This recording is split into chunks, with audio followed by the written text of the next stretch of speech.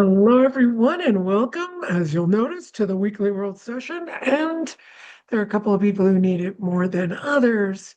So, yeah, not feeling too good, just feeling like I'm on a ship and wanting to upchuck, I guess is the best word to use instead of using the other word that always makes me even worse. So there are two of us who've got a little bit of a tummy thing going on. And since no one was here and they all came in a little later, I just decided to go ahead and do what uh, Mr. recommended. I'm just going to say Mr. because, yeah, not to say names online. All right. So we're going to do gut and we'll see what's going to come up. It's probably going to be mostly technical, like the lining of the gut is coming up. This is the myelin sheath type gooey mucousy substance that is along um, the gut lining. And then I'm already burping, so what we're going to do is get yeah, I can see it perfectly.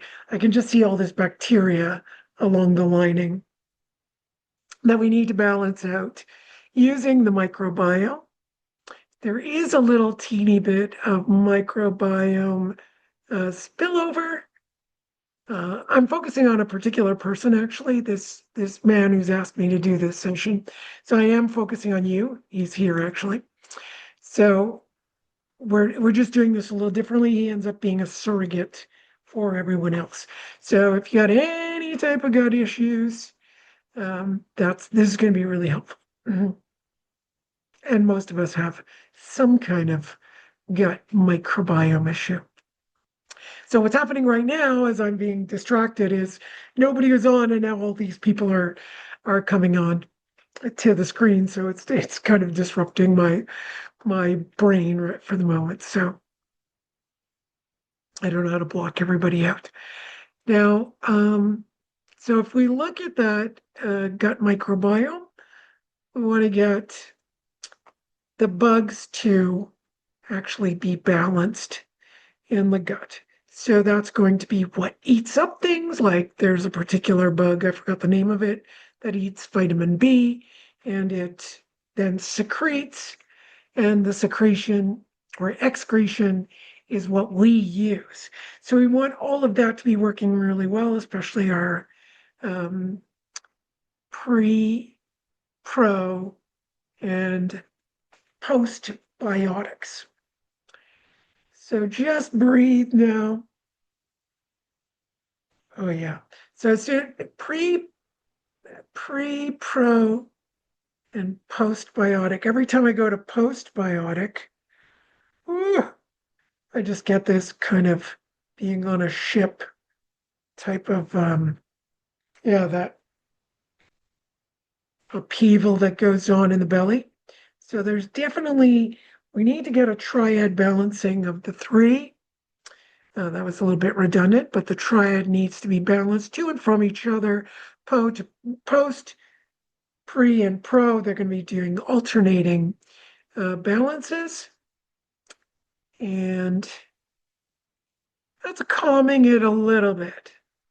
We want them to have their appropriate function. So all the metrics required for each of those biotics needs to be established, sort of like a list. It looks like, okay, I'm getting this all organized, what I need to digest, when and where. So there's time, what, when, and where, which is location in the gut. So we're going to get all that location. Location is a problem. Now, oh my goodness.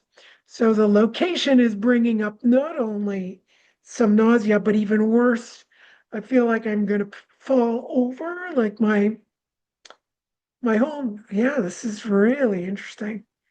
Like wherever it's located, the postbiotic is located in the body. So I don't know if this is mine or the person I'm focusing on, but it's probably more than likely both. I feel like it's doing a relational um, the parallel in the brain, because if you think of the small intestine, you can look at the undulations of the gray matter, which are the same. And I feel like, oh, it's tilting me over. So that's letting me know we need to get the where more balanced so that it's bilaterally on both sides. It's not just the brain. Obviously, it's going to be in the small intestine. So one side of the small intestine is crushed down, which also reduces the elongation of the descending colon. We're going to get that opened up. And I'm just waiting to see if the brain is going to correspond and kind of get the balancing to occur on the right-hand side. Wow. Okay, so when I do this, just waves of kind of dizziness and nausea coming up.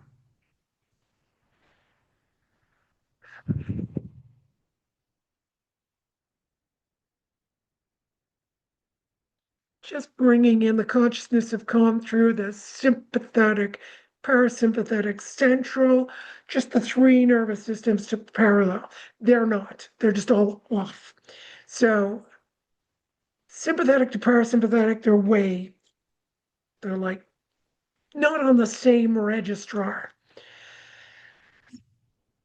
Okay, so oxygenation, obviously. So more oxygen to the parasympathetic nervous system. We got to get the frontal and prefrontal kind of taking charge here, get those systems online, especially when it goes into occipital lobe. As you can probably tell, I can't really seeing very well. Like I feel like I'm looking inside the body, like my own body, and not outside. I just feel like I'm seeing the brain, I'm seeing the amygdala, I'm seeing the thalamus. And I think my eyes are quite distorted right now. I don't know what's quite happening, but I just feel like something's not quite right as this all adjusts to the parasympathetic. So the parasympathetic nervous system is not, it's really hard to breathe too, is not quite relating to when it needs to turn things off. So there's a constant overload. That overload is related to the amygdala, which is related to memories of difficulties.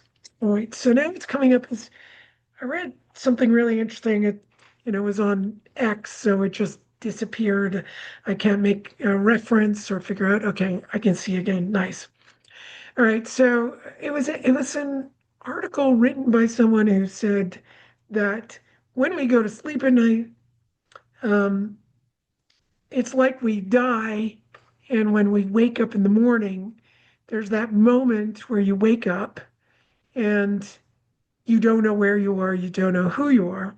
And he was saying it's true.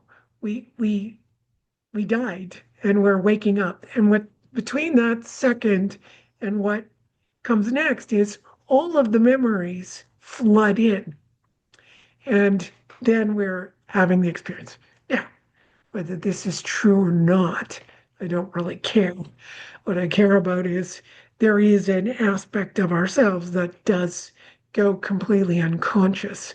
And whether it is the same person or the same consciousness or whatever is coming back in, I kind of like the idea that my brain could actually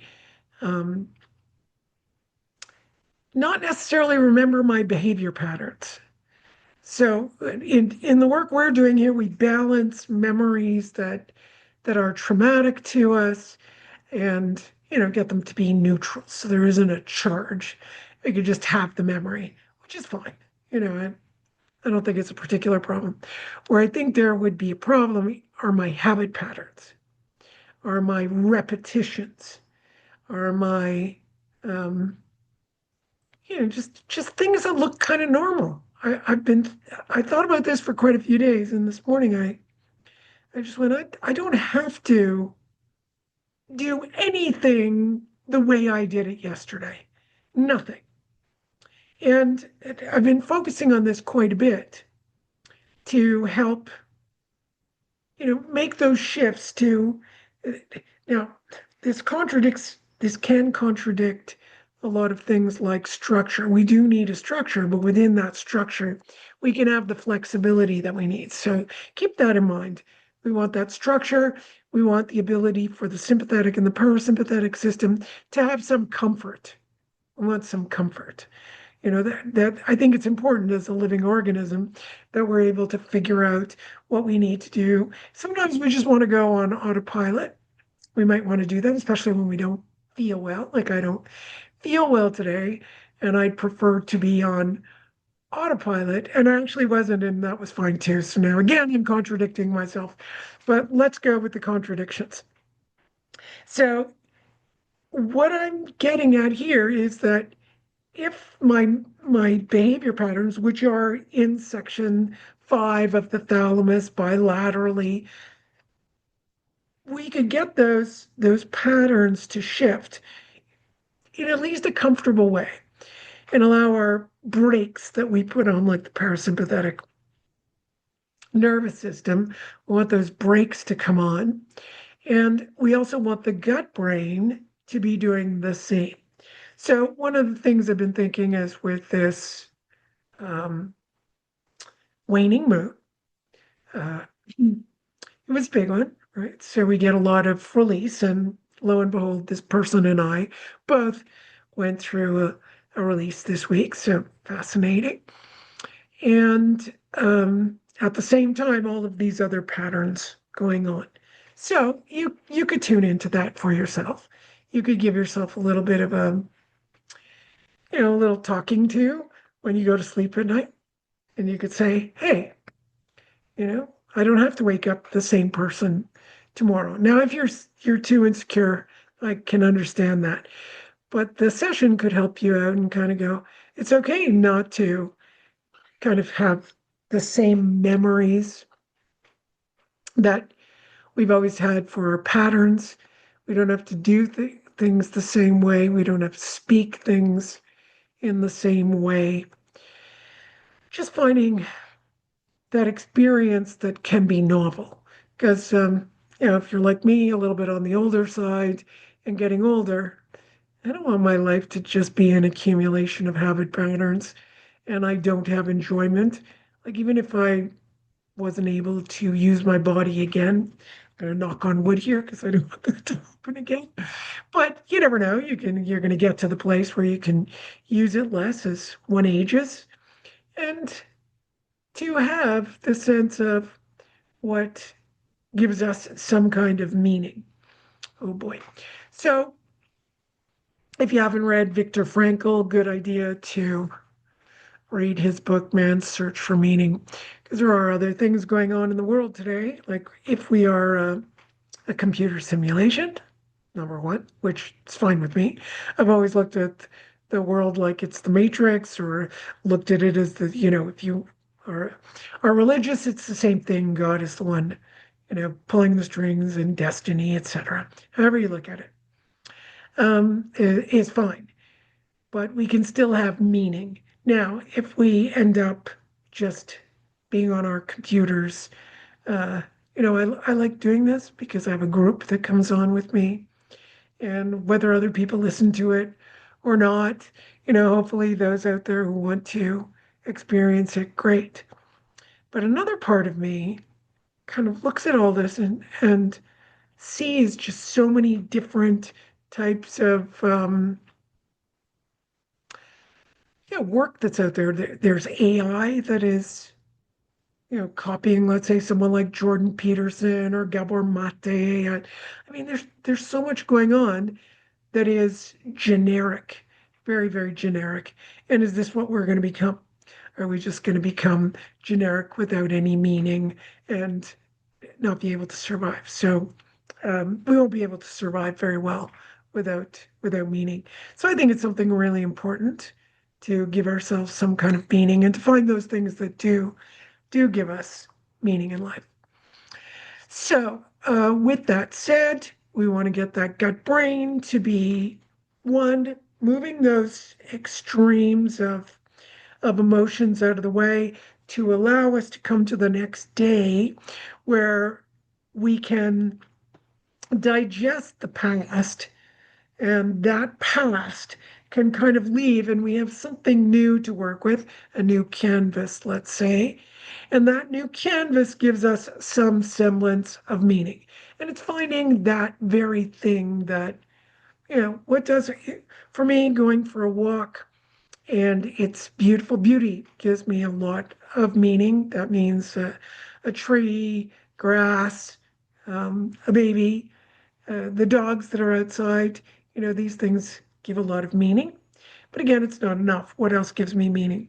Uh, Being that I am unwell today, I spoke to my dad and he says, take another day off. I'll even pay you for your day if you only knew that most of the stuff I'm doing today is for free. Uh, it's hard to understand, but it's for free because it gives me meaning. So I thought it was just so funny. He's also deaf, so I can't explain to him more than I must work. He's like, no, no, no, don't work. You have to rest. You're not well. And I went, oh, Dad, I'm still going to do the work I want to do because it gives me meaning.